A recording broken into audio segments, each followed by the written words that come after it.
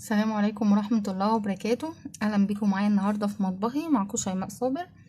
النهاردة حبايبي هنعمل حاجة كده ظريفة خفيفة، ممكن تعمليها في العشاء كده، ممكن تاخديها معاكي في الغدا كده، في النادي، في الرحلات.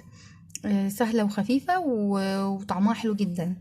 هي فطاير، هنعملها فطاير كده، محشية بقى فراخ، تحشيها لحمة، تحشيها جبنة وبقدونس، أي حاجة. زي الحشوة دي تبقى على حسب ذوقك بقى او المتوفر عندك. النهارده هنعملها بحشوة الفراخ. بس ايه، هقول لكم العجينة الاول مقدارها ايه ونعجنها مع بعض، وهي بتخمر بقى هنبتدي نحضر لها الحشوة. دلوقتي انا عندي ايه؟ عندي هنا دول 5 كوبايات دقيق، ماشي، وعندي معلقتين كبار لبن بودر، وعندي هنا معلقة كبيرة خميرة فورية، معلقة كبيرة سكر، ورشة ملح، وعندي كمان نص كوباية زيت. ماشي كده، نص كوباية زيت نباتي، اي حاجة، اي زيت بقى تحبيه، او كمان زيت زيتون بيبقى حلو في المعجنات قوي. وعندي كوباية مية، كوباية ونص. كوباية ونص دي من المعيار اللي احنا بنستخدمه ده، من الكوباية دي، مش من الكوبايات الكبيرة، من نفس المج اللي احنا بنشتغل بيه. هتعملي منه كوباية ونص مية دافية وكوباية لبن. ممكن تستغني عن اللبن البودر لو مش عايزاه وتشتغلي عادي. ممكن تستغني عن اللبن العادي ده وتحطي كوبايتين ونص مية دافية مع اللبن البودر ده وتستكفي بكده، زي ما يعجبك. ماشي، دي مقاديري النهاردة. هبتدي اعمل ايه؟ هحط الخميرة والسكر ده على الدقيق، وهحط اللبن البودر كمان، هقلبهم مع بعض كده.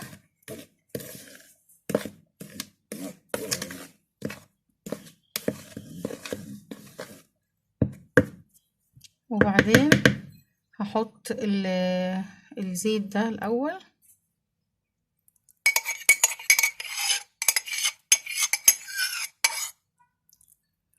هقلبهم مع بعض برضو. وبعدين هنحط اللبن ونعجن بقى بالمية، برضو كل واحد على حسب الدقيق اللي عنده. ما تحطيش المية كلها مرة واحدة، على حسب بس الدقيق. هنحط اللبن كله الاول دافي، وهنبتدي بقى نعجن بايدينا. وبعدين المية مش هحطها كلها، هعجن وهحط.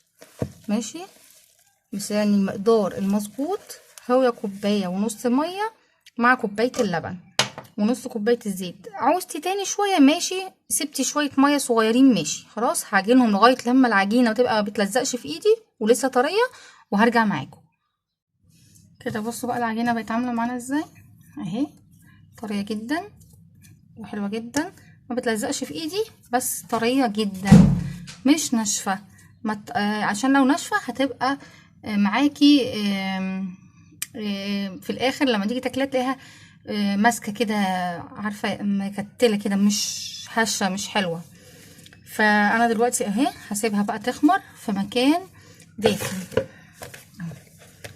هحطها كده وهغطيها، واحطها بقى في مكان دافي تدفي ممكن الفرن، وبعدين تطفيه وتحطي بقى فيه العجين، بس طبعا لازم تبقي مغطياه وتسيبيه في المكان الدافي ده حوالي تلت ساعة، نص ساعة، على حسب بقى ما تلاقي العجينة ارتفعت معاكي. وانا برصي برضو ما محتاجتش المية كلها، سبت بيها مثلا حوالي دول 3 معالق مية. فزي ما اتفقنا على كل دقيقة على حسب ما هياخد. اروح بقى اسيبها تخمر، ونرجع دلوقتي نعمل مع بعض الحشوة، هنشوف هنعملها ازاي. دلوقتي بقى الحشوة معايا فيه فراخ، صدور فراخ، بصوا مقطعاها قطع صغننة كده ورقيقة، مش تخينة قوي. ومعايا هنا لتتبيلتها بصل باودر وبابريكا وفلفل اسود وشوية الملح. وعندي فلفل الوان مع فلفل اخضر، ممكن تمشي فلفل اخضر بس عادي، ممكن تحطي حامي كمان. عندي بصلاية كبيرة مقطعة كبير، وشوية زيت وشوية خل بس. دلوقتي هعمل ايه بقى؟ هحط التوابل دي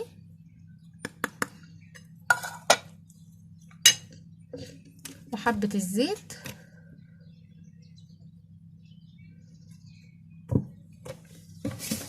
شوية الخل مش كتير، وهقلبهم يتبلوا مع بعض خلاص. وبعد كده حوالي 10 دقايق، مش هسيب كتير يعني، هشوحهم بقى ونشوف هنكملها ازاي. ارجع معاكم بقى بعد ما تتبل كده. بعد ما اتبلت هحط ممكن كمان معلقة صغيرة من المستردة واقلبها فيها، تديها طعم حلو قوي. زي ما اتفقنا ممكن تحشي بلحمة مفرومة معصجاها، ممكن ومعاها فلفل الوان مثلا برضو، ممكن تحشيها بالسوسيس وفلفل الوان وزيتون وجبن. ممكن نحشي بقى الحشوه بتاعتنا بتاعت النهارده اللي هنشوفها دلوقتي. ممكن تحط جبنه بيضه على جبنه موتزاريلا وشويه شيدر وبقدونس او زيتون زي ما تحبي يعني، ابدعي بقى فيها. خلاص انا هروح دلوقتي على البوتاجاز، حاطه الطاسه فيها شويه زيت وبعدين اشوح فيها الفراخ. تعالوا نشوف هنعملها ازاي. دلوقتي الزيت سخن، هحط بقى الفراخ.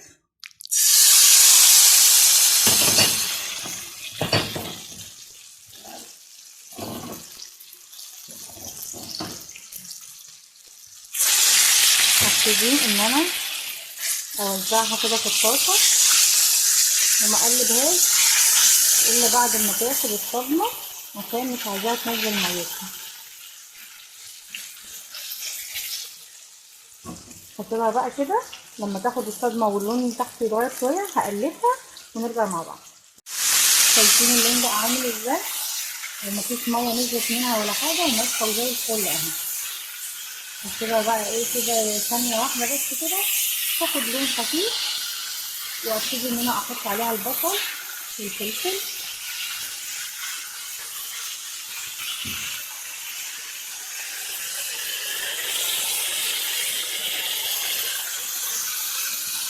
اهو البصلايه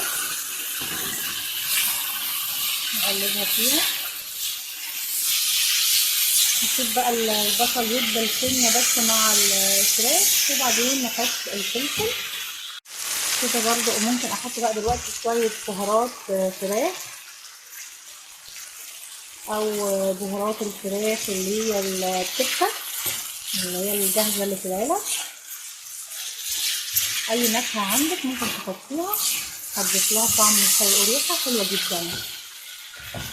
بس هي دي البهارات اللي انا بحبها اهي. تتبيله الكبده بنحط منها بس حبه صغيرين كده يعني بتاع نص معلقه، بتدي ريحه حلوه قوي. لو ما عندكيش بقى ممكن زي ما قلنا بهارات الفراخ. نحط بقى كده الفلفل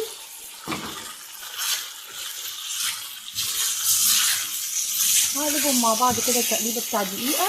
الفلفل يبتدي يدبل، هنقوم ايه شايلينها، ويبقى كده خلاص خلصنا الفراخ بتاعتنا والخلطه بتاعتنا. نخلصها بقى ونبتدي مع بعض نكمل باقي الوصفه. بكده الفراخ معانا اهي، شايفين الشكل والريحه بقى مش قادره اقول لكم، جميله جميله جميله يعني، حلوه جدا. دلوقتي هعمل ايه؟ هقطع بس العجين. ادي العجينه عندي اهي، اسيب بس الخليط ده يبرد. وعندي العجين شايفين هش جميل ازاي برضو. العجينه ان شاء الله تنجح معاكي وهتبقى طريه ولونها جميل جدا كمان لما تشتغلي بيها. هبتدي ان انا اعمل ايه، هجيب بس كده، هقطع بس حته كده. هنعملها كور، كل كوره تبقى حسب الفطيره اللي انا هعملها. يعني انا مثلا بعد ما هنعملها كور نعملها فطيره قد كده مثلا، وهنحشيها وهنبططها تاني تبقى قد كده. عايزاها اصغر براحتك، فانا برضو هعملها اصغر من كده شويه بس. وهنعملها بقى ايه كده. احط بس شويه زيت هنا عشان بس ايه ما تلزقش في الرخامه. طبعا الرخامه احنا غسلينها كويس جدا جدا قبل ما نبتدي نشتغل. بنغسلها بخل كمان بعد ما نغسل الرخامه حلوه قوي.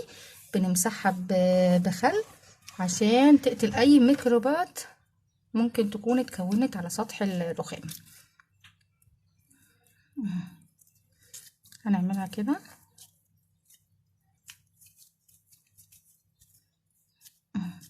خلاص هنقطع بقى كل العجين كور كده وهرجع معاكم نكمل بقية الوصفة.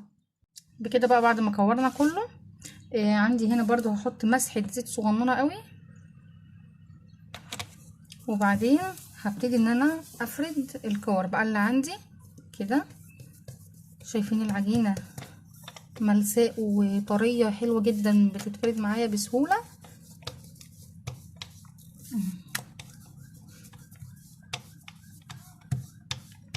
انا مش عايزاها تبقى رقيقة قوي عشان ما تفتحش مني وتطلع الحشوة اهو. هعملها كده، نجيب بقى معلقة ونحشي. هجيب بس الجبن الاول نقلبها هنا وبعدين نرجع مع بعض اهي كده. هنقلب بقى كل خليط الجبن. عندي جبن قلنا موتزاريلا وشيدر ورومي.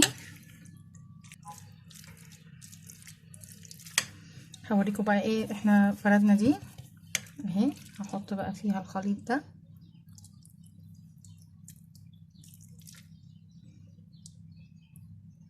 نحشيها كده، وهبتدي اقفل عليها كده.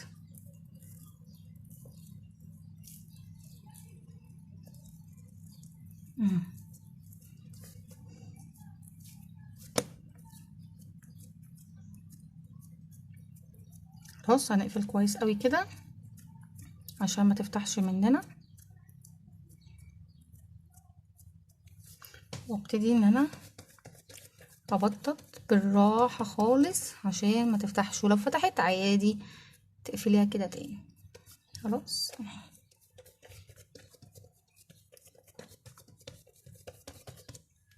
هحطها بقى في طبق او في صينية او مدهونة زيت خفيف قوي، وهحطهم فيها على ما اخلص باقي الكمية عشان نحمرها مع بعض. احنا هنحمرها النهاردة في الزيت. ممكن بقى انتي لو عايزة تعمليها في الفرن حطيها في الصينية، تسيبيها برضو عبال ما تخلصي الباقي يكون هي خمرت شوية، وبعدين تخبزيها بقى في الفرن عادي زي ما نكون بنعمل البيتزا، وتسيبيها لما تتحمر وشها. ممكن ندهنها بس الوش ببياض بصفار البيض وشوية نسكافيه او شوية لبن بودر مع شوية مية وشوية نسكافيه برضو، وتحطيهم في الفرن. بس النهاردة هنقليهم وهتلاقي طعمها خرافة. هكمل بقى الكمية وبعدين نقلي مع بعض. بكده بقى هنحمرها. عندي زيت غزير وسخن، وهبتدي ان انا احط فيها بس النار تكون متوسطة ما تكونش عالية قوي. احط بقى كده بسم الله.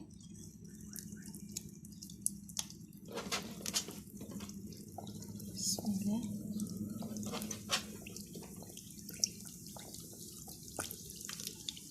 واحنا بقى بنحمر هنحاول ان احنا نخلي الزيت يطلع هنا. ممكن تعمليه كده،